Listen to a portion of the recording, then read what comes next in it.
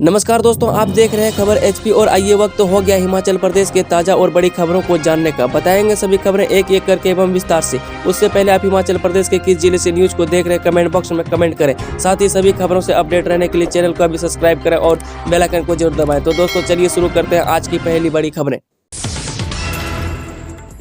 हिमाचल में नर्सरी और केजी के 51,000 बच्चों को भी मिलेगा मिड डे मील।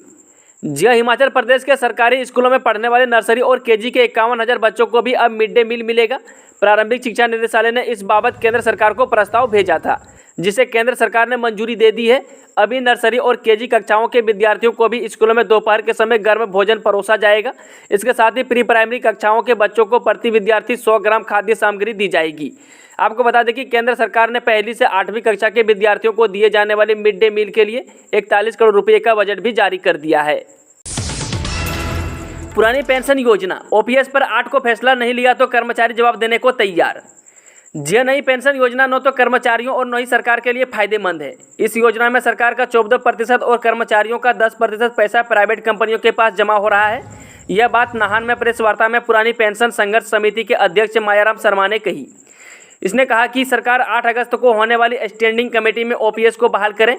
यदि सरकार इसे गंभीरता से नहीं लेती है तो प्रदेश के 2 लाख कर्मचारी पुरानी पेंशन योजना को ध्यान में रखकर ही अपना जवाब देंगे। टेट में ड्यूटी पर तैनात शिक्षक पर नकल करवाने का आरोप। जय विधानसभा क्षेत्र इंदौरा में अध्यापक पात्रता परीक्षा के दौरान ड्यूटी पर तैनात अध्यापकों पर अपने कारोबारियों को नकल करने का आरोप लगा है। मोहटली स्कूल में हुई परीक्षा में धांधली का आरोप लगाने वाले युवक ने जिला प्रशासन से सीसीटीवी फुटेज की जांच करवाने की मांग की है। उत्तर रेलवे पठानकोट जोगिंदरनगर ट्रैक पर रेल सेवा अनिश्चित काल के लिए बंद। जी हां, 154 किलोमीटर लंबे पठानकोट जोगिंदरनगर ट्रैक पर रेल सेवा अनिश्चित काल के लिए बंद कर दी गई है। बरसात से ट्रैक पर पत्थरों के गिरने, भूस्खलन और पुलों के क्षतिग्रस्त होने की वजह से यह फैसला लिया गया है। आपको बता दें कि बरसात खत्म होने के बाद ही इस ट्रैक पर मरम्मत का काम शुरू होगा। उसके बाद आईआईटी रुड़की से क्लीन चिट मिलने पर सेवा को बहाल किया जाएगा। इसके साथ ही छोटी लाइन के इस हेरिटेज रेल ट्रैक पर बीते 14 जुलाई से सेवा बंद है।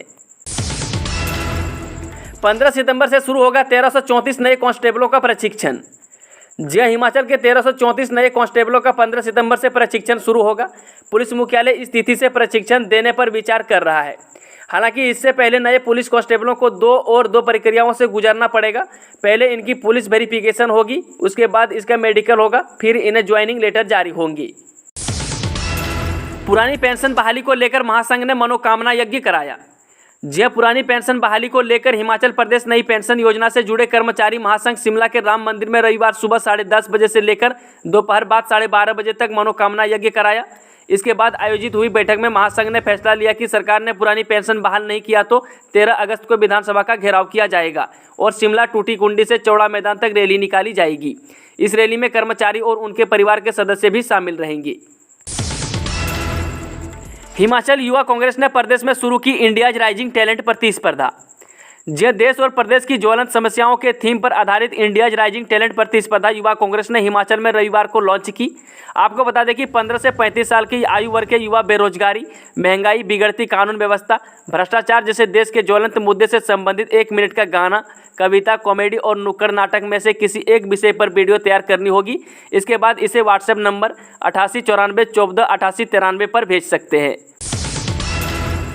सरकार ने दी बागवानी नीति के ड्राफ्ट को मंजूरी, देश का पहला राज्य बनेगा हिमाचल। जी हिमाचल प्रदेश बागवानी नीति बनाने वाला देश का पहला राज्य बन जाएगा। प्रदेश सरकार ने बागवानी नीति के ड्राफ्ट को सैद्धांतिक मंजूरी दे दी है। जरूरी औपचारिकताएं पूरी कर इसी साल नीति लागू करने की तैयारी है। इसी महीने हितधारकों के साथ इस पर चर्चा का पहला चरण पूरा होगा। इसके बाद इसे आम लोगों के सुझाव और आपत्तियों के लिए वेबसाइट पर डाल दिया जाएगा।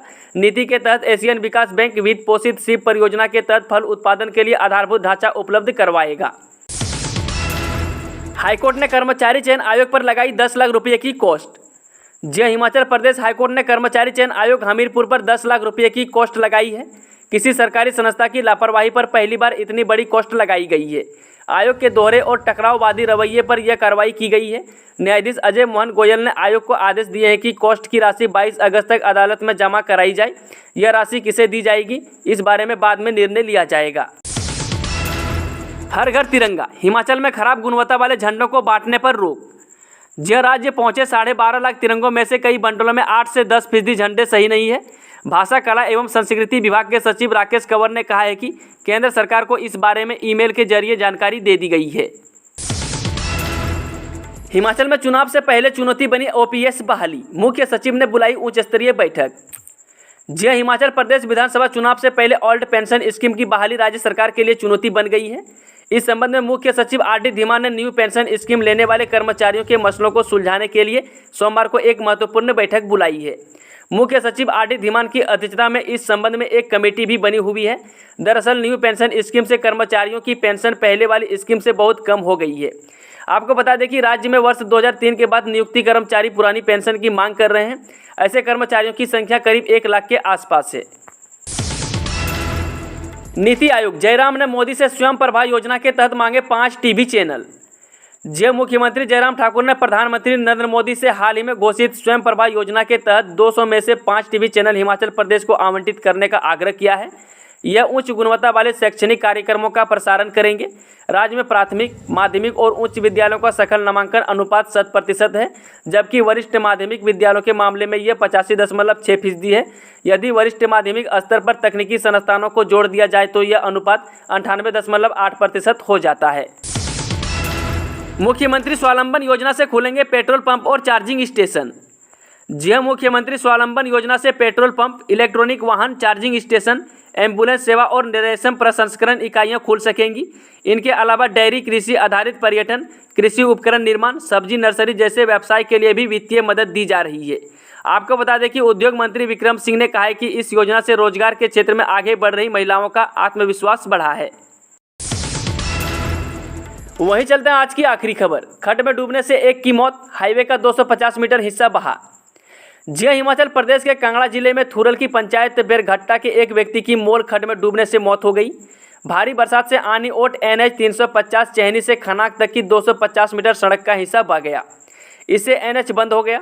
सोलन मिनस मार्ग भूटी यूड़ी के पास चट्टाने गिरने से 15 घंटे बंद रहा। इसके साथ ही जिला कांगड़ा में बरोट घाटासानी मुख्य मार्ग शुक्रवार से बंद पड़ा है। दोस्तों, हिमाचल के शानदार और तमाम बड़े खबरों से अपडेट रहने के लिए हमारे चैनल को लाइक और सब्सक्राइब जरूर करें और कमेंट बॉक्स में कमेंट करके बताएं कि आप न्यूज़ को किस जिले और पंचायत से देख रहे हैं।